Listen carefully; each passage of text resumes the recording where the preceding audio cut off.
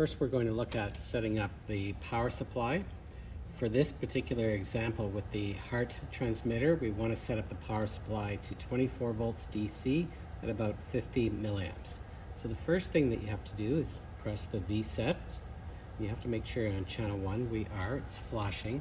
If you do need to change it, there's two ways to do it. You can type in a value or you can use the rotary dial. So let's go back to channel 1, V set, and let's say I wanted to type it in again. It's 20 and then set. So that sets the voltage.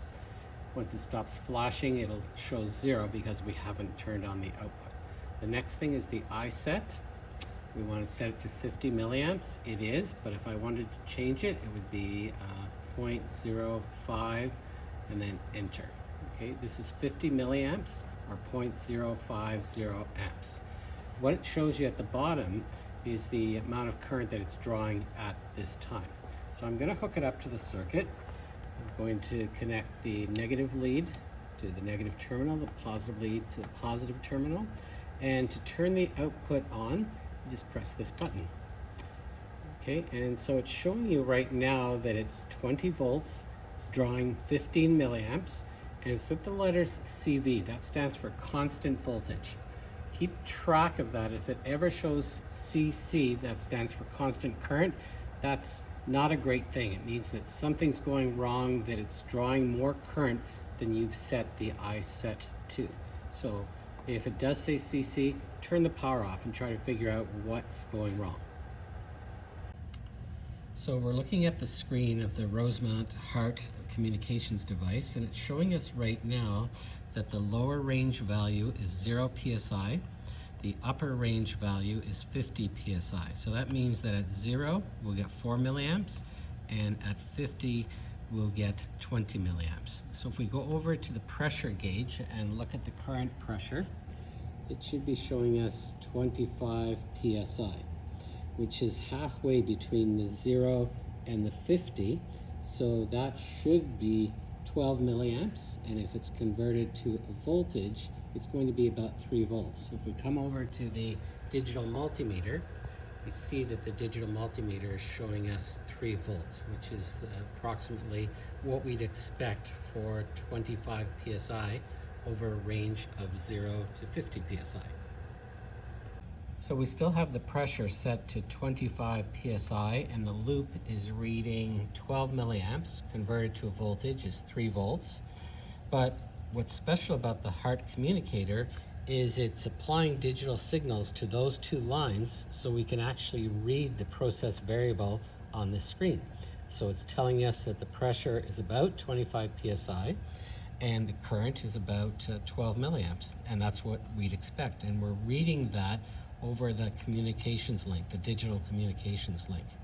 Now, one of the things that you can do with the Hart Communicator is change the upper and lower range values for a special application, and that's what we're going to do next.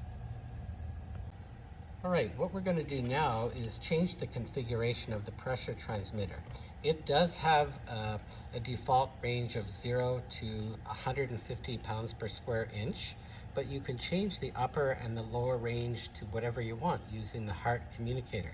And you would not normally be able to do that unless you had a smart device like this. So what I want to do now is change it from 0 to 50 psi, which is what we just had, to 0 to 60 psi. So to do that, you have to go through a few different menus. Start with configuration, and we want to change the output. So we press this button, and it tells you right now that it's 0 to 50 psi. So we want to make a change. Press that change button, and we want to do it by entering the information on the keypad. So do that here, and I want to change the upper range value. So I set that here, and you can see right now you have a flashing cursor at 50. That's where I have to type in 60. Okay, and I've changed the upper range value to 60 psi. Hit enter.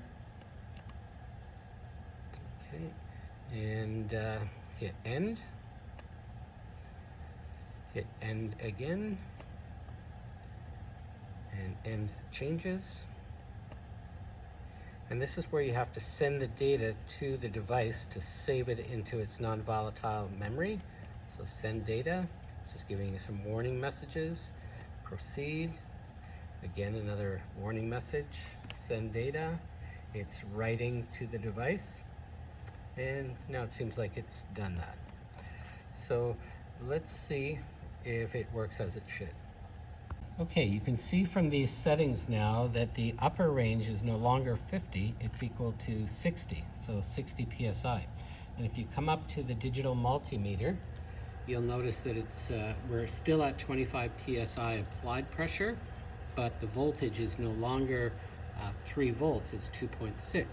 So to get it to show me 3 volts, I have to go to half of that range, or 30 psi. So I'm going to go over to the pressure gauge and adjust it so that I get 30 psi.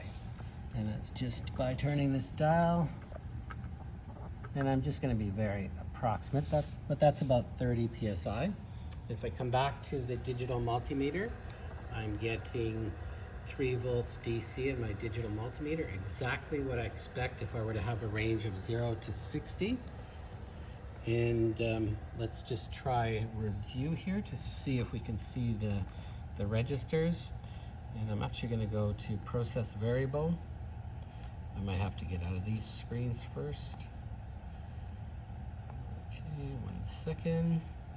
And then process variable should come up. And it's showing me 30.5 psi at about 12 milliamps, which is what you'd expect if it has a range of 0 to 60. What we're going to look at here is the wiring connections between the power supply, the transmitter, the 250 ohm loop resistor. And to start with, we're going to pick a point in the loop, and this happens to be the negative of the power supply. So we start here in the loop, comes down to here. Here's the negative power supply. It's connected to the negative input on the transmitter. So this black wire is coming up to this black wire, going through the transmitter on the red wire, coming here through the loop resistor, back out through the red positive power supply lead, and back up to the red supply. Now on the drawing, you can look at it this way. We started at the negative of the power supply, went into the black wire of the omega transmitter, out through the red, through the 250 ohm resistor, back out through the resistor to the red of the power supply, and that finishes the loop. So it should be one continuous loop if you have it wired correctly. And then, once you do have it wired correctly, you would connect the digital multimeter, negative on this side, positive on this side, because electron flow current is going through here, and where it enters the load it's negative, where it leaves the load it's positive. Hopefully this demonstration is going to help you out to understand the basics of 4 to 20 and Hart communications. Thank you.